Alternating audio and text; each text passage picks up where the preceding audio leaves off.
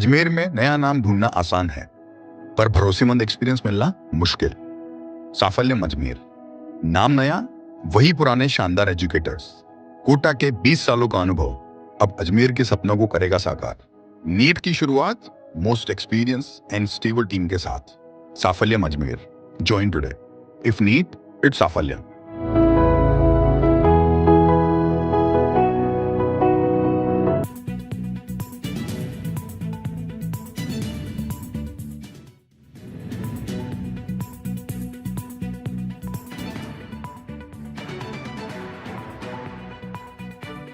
ये कर्मचारी हैं, जिसमें से मेरे को ब्रिगेडियर में खान नाजिम जो थे, यहाँ पर पूरे मैदान थे, जंगल थे, तो मेरे को यहाँ रहने के लिए दिया। बोला कि भाई तुम एक काम करो, जगह की हिफाजत भी करो और अपने दरगाह में ड्यूटी करो।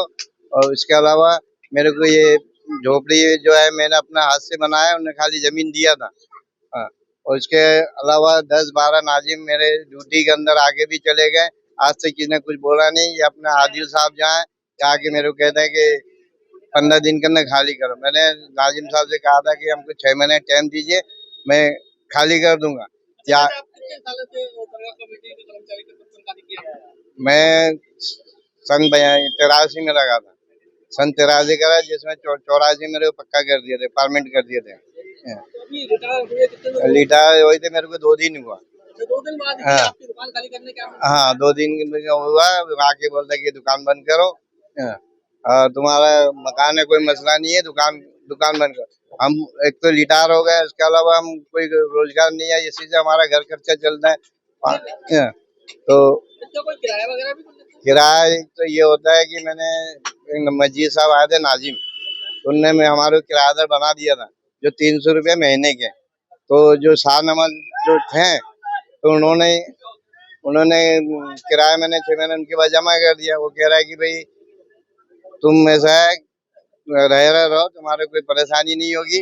और एक नाजिम साहब का एक साइन बाकी थी, और नाजिम का साइन के लिए मैंने वकील साहब के पास गया, शाहनवाज के पास। उन्होंने बोला यार कोई जरूरत ही नहीं है, तू रहो, कोई बात की टेंशन नहीं है।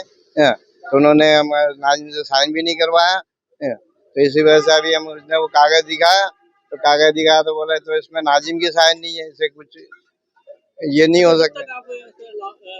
कमेटी के कर्मचारी थे, तब तक आपकी वैल्यू समझी, तो सबसे हटते ही आपको हटते मेरे को रिटायर करते ही, तो 2 दिन बाद में आके बोलते दुकान बंद करो, दुकान खाली करो। या ना कोई नोटिस आया ना कुछ आया। जी, आगे सब दरगाह कमेटी 15-20 जन आगे खड़े हो गए, बोले दुकान बंद कर, घर करना। मोहम्मद इब्राहिम जी, ये बात है। जी, आदिल साहब आए थे हमारे अंदर, वो जबरदस्ती अंदर घुस गए। जो बात करनी थी उनको यहाँ करते हैं। उन्होंने हमारी दुकान बंद करा दी बिना नोटिस के। दुकान हम लोग ने बंद कर दिया था, हम लोग ने अभी करेंगे नहीं, हमने खोल दिया। उन्होंने रिश्वत भी खाया, उन्होंने पैसे भी लिए 6 महीने से हमसे। और उन्होंने बोला इतने सारे कमेटी को लाते, दरगाह कमेटी को बोले के खाली करो। सब बदतमीजी भी कर रहे थे, सब हंस भी रहे थे। वो अंदर जो बात करना है यहाँ आके बात करे, डायरेक्ट हमारे घर में घुस गए। जो बात करना है यहाँ करेंगे, और दुकान हमारा बंद करा रहे। अच्छा, कितने साल से आप यहाँ पे निवास 50 साल से हो रहे। हमारी शादी यहीं हुई, 26 साल हो गए।